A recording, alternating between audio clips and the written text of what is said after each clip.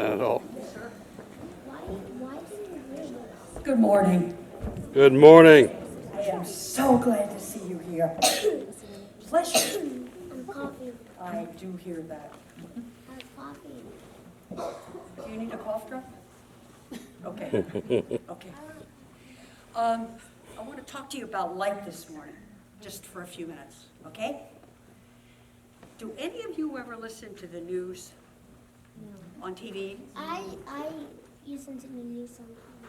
Did you ever notice that the state of California has had a lot of fires in the last few years? Have you heard that? And have you seen the pictures? Kind of scary, isn't it? You have not seen it? Okay, well, trust me, it's happened. I've been busy working on my iPad. You've been busy working on your airplane? No, watching on my iPad. Oh, your iPad. Oh, yes. You're a modern man, that's right. It has 3 fires at least once a year. It seems to be. Fires at least once a year. Watch your head, please. It's too beautiful to bang up. Okay. I want to show you a candle. This is called the Christ candle. And is there anything kind of different about this one that you notice? Take a look at what's imposed on the surface of it here. Take a good look before you speak. Can you It see? has a cross. There is a cross here, very definitely. Look, I hold it. What else do you see? An A and a shoe. You know, Or a shirt. very good. Thank you very much. He noticed that there are 2 letters superimposed on the candle.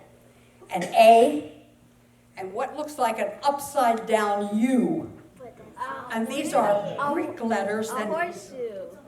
Well, yes, it's a not a horseshoe. horseshoe. Good point. I didn't think of that. But it's the Greek letters that say Alpha and Omega, which stands for the beginning and the end in the language called Greek. Got me? Now, I don't speak Greek, do you?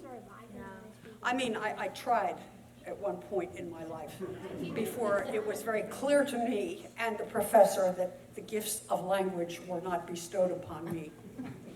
To pass was something I was very grateful for.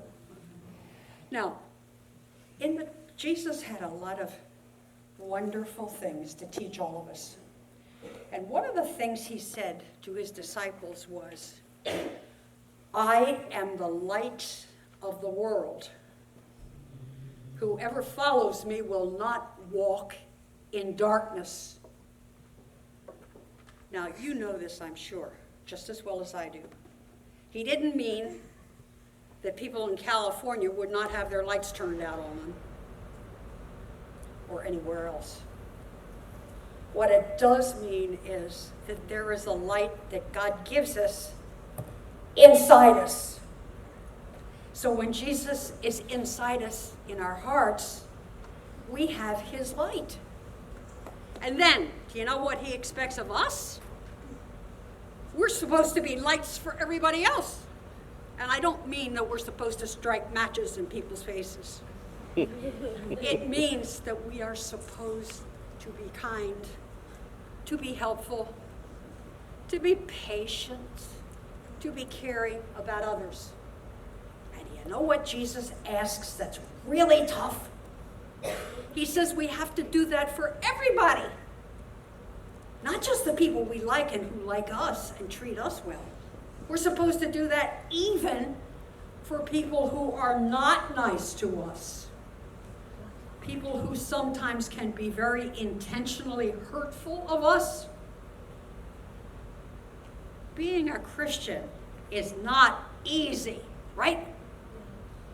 Being a Christian is to ask God for the strength to live the way he wants us to live. And then, you know what? There's light. There's light inside us and around us. From that candle? Well, if you're sitting in church looking at it, we could say from this candle. But God gives you a special light inside you, Francis. Now, will you stand up and may we hold hands for a very short prayer? Your poor head, Callum, be careful. Okay. Okay. Dear God, help us to be lights for people who, thank you. Help us to be kind. Help us to be kind. Help us to be forgiving. Help us to be forgiving. And help us to love each other. And help us to love each other. In Jesus' precious name. In Jesus' precious name.